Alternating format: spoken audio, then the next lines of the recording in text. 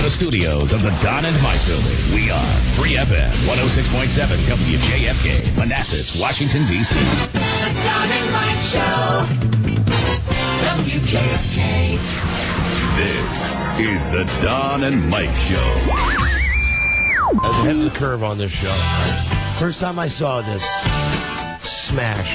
Yeah. For all the right reasons. Absolutely amazing. The Dateline Catch a Predator, where when they get the kid touchers. Right. Remember, they ran it originally like in the wasteland of TV on a Friday night. And That's when I saw it.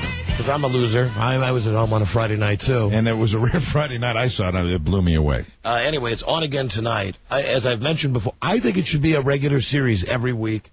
I don't think it should be on against American Idol. I think it can be like the America's Most Wanted of an entire different genre of creeps in America. So many questions for this guy. Yeah, and we're going to get them answered now. And it's on tonight, 9/8 Central on NBC. Catch a Predator 5? Is it 5? 4. Number 4, 5. Here's Chris Hansen from NBC. Hey, Chris. Hey, Don and Mike, how are you? Hi there. Welcome to the show. Thanks very much. I don't know if you heard, love. I mean, and, you know, don't get me wrong. When I say love, like your show is Friends or something like that, or Seinfeld. But Yeah, pardon us if we both gush a little bit. That doesn't happen very often, Chris, but, we both saw this early on, and it's just, I've got so many questions for you. It's blowing me away. love the concept, love the execution. And one of the things I want to ask you right out of the shoot is that you've got this situation where you do this, and the genesis of this idea to go after these guys. Where did this come from? Because you've seen America's Most Wanted, but Right. to actually get involved in this sting, how long was the preparation for this thing? Well, this started, guys, back in 2004, and I had seen, some local stories about Perverted Justice, the online watchdog group, and what it was doing, which was essentially having its volunteers pose as teens in chat rooms. They'd set up a profile with a picture that was unmistakably underage, and just sit there and wait for men to hit them up, and that would happen quite quickly. And there'd be a conversation. The decoy would be open to the idea of a visit and perhaps a sexual liaison.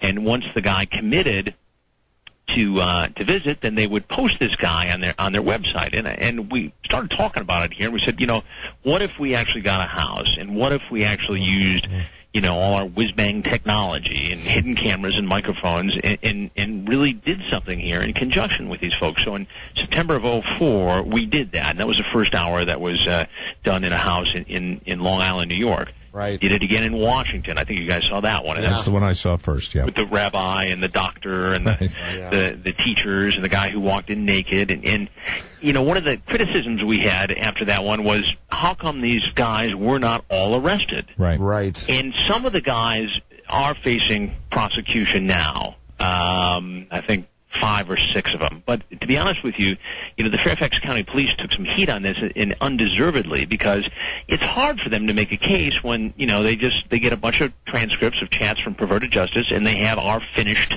story. And there you go. So now they got to go through that. They got to work backwards. But now haven't I warrants and everything else.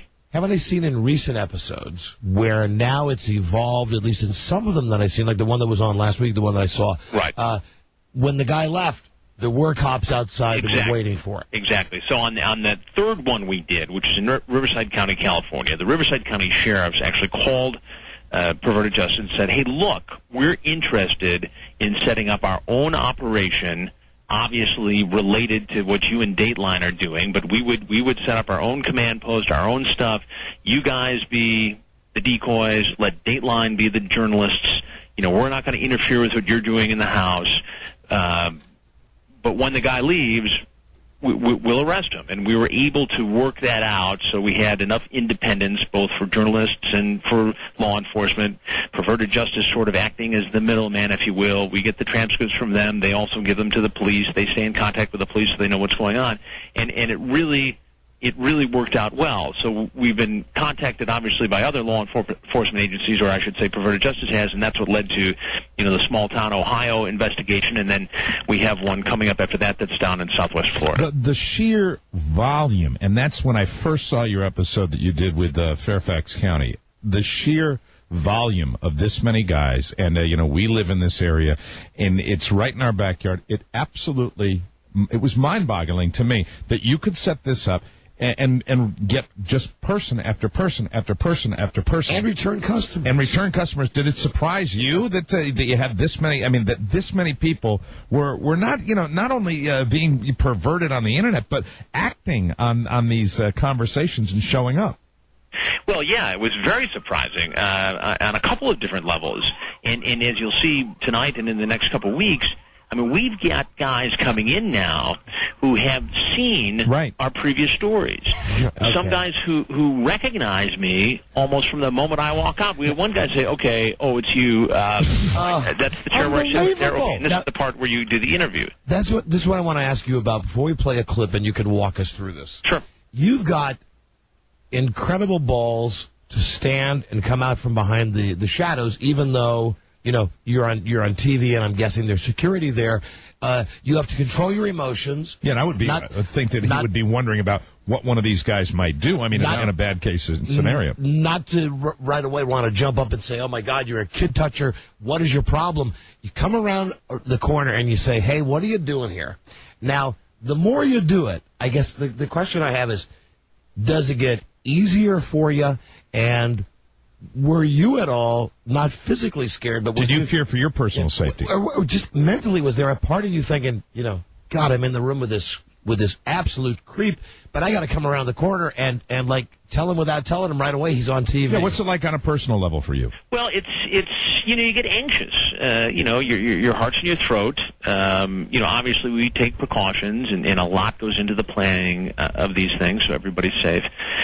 We are able to see the guy coming from a long distance. We're able to look at his behavior, see what he's bringing in. But there have been a couple anxious moments. I mean, in the episode you'll see tonight, in tonight's investigation, there was a guy who came in, and a short guy, not physically menacing, and when I say short, I mean like less than 5 feet tall. Wow. Okay. And he even takes him a minute to get up on the stool, the way the thing is set up with the bar there and everything. God. And it turns out that this guy, this is late on a Sunday night, this is like one of the last guys who came in at the very end of the investigation. Turns out that this guy, the following Thursday, 4 days later, was supposed to show up and start serving a prison sentence after pleading guilty to the very same thing in the previous months. Jesus. Wow. So he's got his hands behind his back, and I tell him a couple times, look, do me a favor and just, keep your hands out front.